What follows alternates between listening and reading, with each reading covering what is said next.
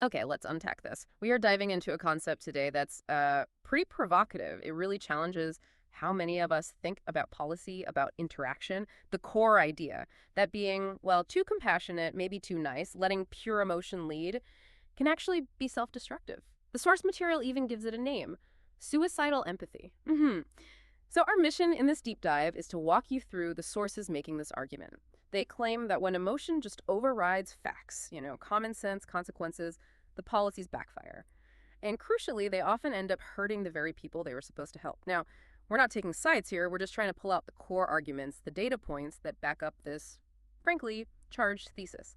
Looking at why feelings, necessary as they are, don't always make for good policy. That's the key distinction, really. When we're talking about suicidal empathy, compassion that's so uncritical it becomes, well, self-destructive, sometimes on a huge scale.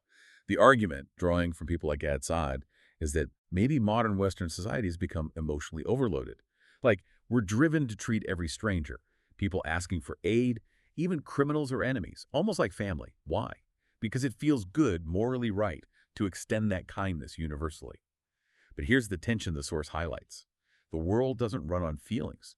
Policies certainly shouldn't, or at least not just feelings. If you let sentiment ignore basic facts, ignore safety, ignore maybe the needs of your actual neighbors, well, the data suggests this kind of policymaking starts to backfire badly. It's like, according to this view, we're forgetting about consequences in favor of just feeling good about our intentions. Right. And to make this concrete, the sources jump right into case studies. First up, the U.S. border. This is presented as a kind of textbook example where that emotional drive for universal kindness has, well, in the source's view, clashed with pragmatic security and economic planning. And the scale they present is, wow. It really sets the stage. The source material highlights the sheer numbers. 2023 saw a record 2.5 million illegal crossings. But it's not just about volume. The focus shifts quickly to the consequences for citizens: safety, crime, that sort of thing. Exactly. That's where it moves beyond just immigration status into public safety concerns. And the data cited is specific. Over 15,000 non-citizens arrested for serious crimes in just 1 year. Across the country, we're talking assault, homicide, serious offenses. And alongside people crossing, there's the danger of increased illicit trade. The sources explicitly mention fentanyl smuggling rising. That's an epidemic killing tens of thousands of Americans every year. Okay, wait. 15,000 arrests, the opioid crisis. Those are powerful points on the human cost. But let's talk about the money. The source claims this cost taxpayers $150 billion a year. That number feels astronomical. I mean, isn't there a risk the sources, maybe overstating that? Ignoring potential long-term economic benefits from immigration, even unauthorized. How does the source defend such a huge number? Well, it defends it by trying to break it down, not just giving a big aggregate figure. That $150 billion, based on their analysis, covers a lot more than just, say, Border Patrol budgets. It includes things like emergency health care for the uninsured, immediate housing, shelter programs, the load on local public schools, increased law enforcement needed for those arrests, detentions, court proceedings, linked to those 15,000 serious crime arrests we mentioned. And the source tries to put that number in context for you. It makes a direct comparison. It says $150 billion is enough to help veterans or disaster victims, citizens, taxpayers who also have urgent needs. So by tying the cost to other unmet domestic needs, the argument sort of forces a critique. It asks, can policies based purely on feeling compassionate be truly compassionate if they drain resources from vulnerable people already within your own community? That really is the framework, isn't it? Connecting the emotional impulse to the tangible result. So, if that's the picture at the national border, how does this idea, suicidal empathy, overriding common sense, play out closer to home, like affecting public safety right here in our cities? Let's pivot then to the source's take on the defund the police movement. This gets cited as a prime example of, high-minded intentions wanting safer, more equitable communities running headlong into harsh reality. Exactly. The analysis acknowledges the goal, the stated goal, was equity community investment, sure.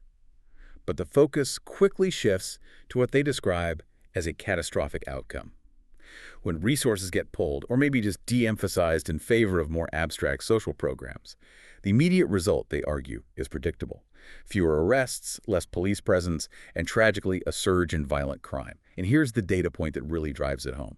The source cites a 70% jump in murders in Minneapolis alone.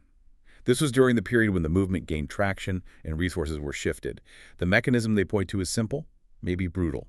The intent was less systemic violence, but the result was a huge, immediate increase in actual violence. 70%. That's a horrifying statistic. It demands some thought. If the goal was helping vulnerable communities and the outcome is a 70% spike in murder, well, the irony, as the source highlights, is just crushing.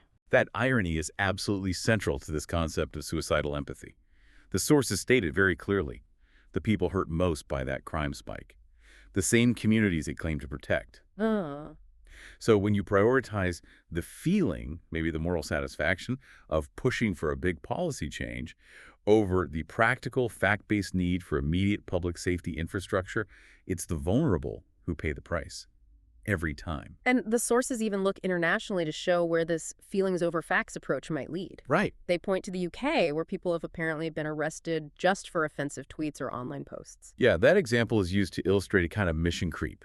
When the state starts using resources to police offensive language rather than actual crime, it suggests a shift where emotional comfort, avoiding offense, gets prioritized over, say, fundamental freedoms, common sense, or just allocating limited police resources to actual tangible threats. It's where the desire to feel inclusive might override the need to be rational. That transition from street-level safety to institutional standards, it feels quite seamless through this particular lens.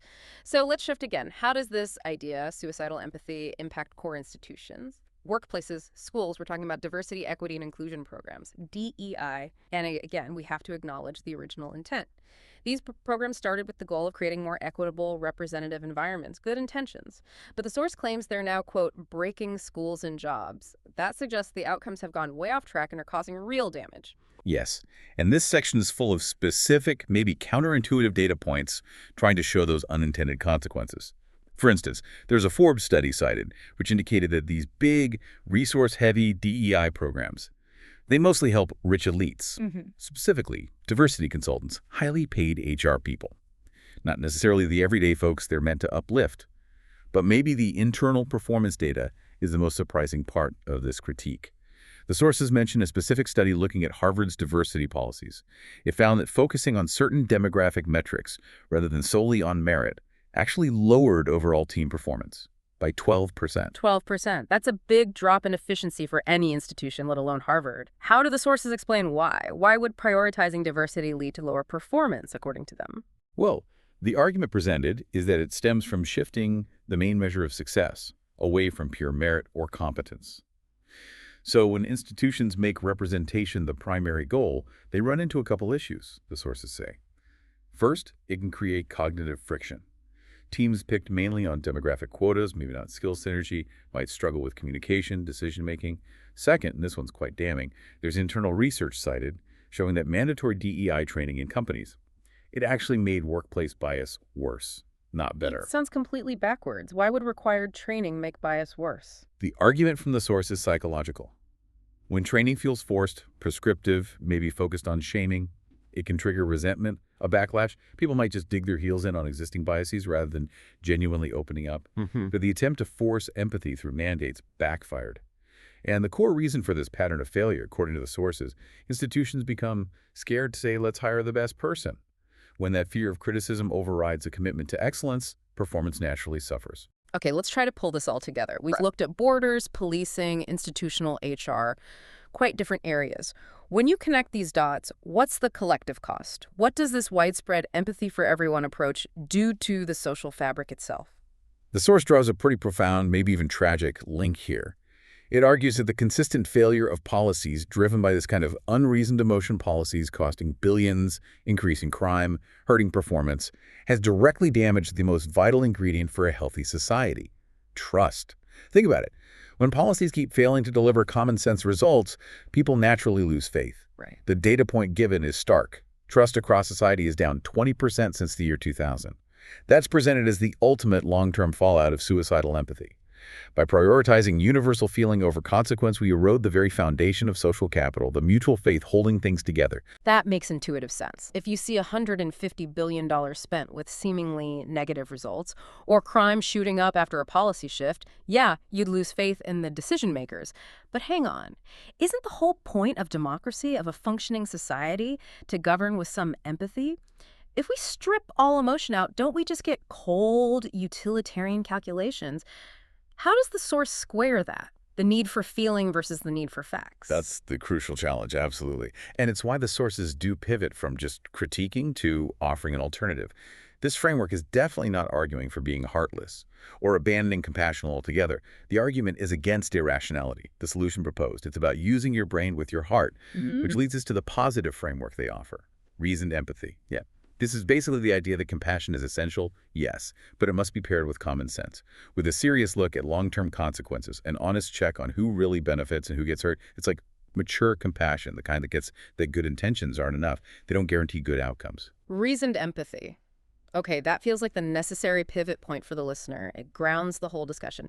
And to really make it stick, the source uses a pretty vivid analogy, right, to summarize the whole argument about priorities and consequences. Yeah, it's one that really sticks in your mind. Help people, definitely. But stop lighting your own house on fire just to keep others warm. The kindness has to be sustainable, logical. Hmm. It can't end up destroying the very thing trying to offer help in the first place. That analogy cuts right to the heart of it, the danger of prioritizing that short-term emotional hit over long-term strategic thinking. Okay, so we've defined suicidal empathy using the sources framework. We've applied it to data across borders, policing, DEI programs, and the common thread seems to be this failure to weigh facts, data, consequences against pure, unfiltered emotion. So for you, the listener, maybe the key takeaway is just the importance of trying to pair compassion with critical thinking, establishing that standard of reasoned empathy, not just for judging policies, but maybe for decisions in our own lives, our communities too. And given that stark statistic we covered, trust down 20% since 2000, linked by the source to these kinds of backfiring policies, it leaves you with a pretty big question to think about. What concrete steps could society take to rebuild that lost trust? Does actually demonstrating effective common sense policies, reasoned empathy in action, did that directly lead to more public faith in our institutions? Something for you to mull over.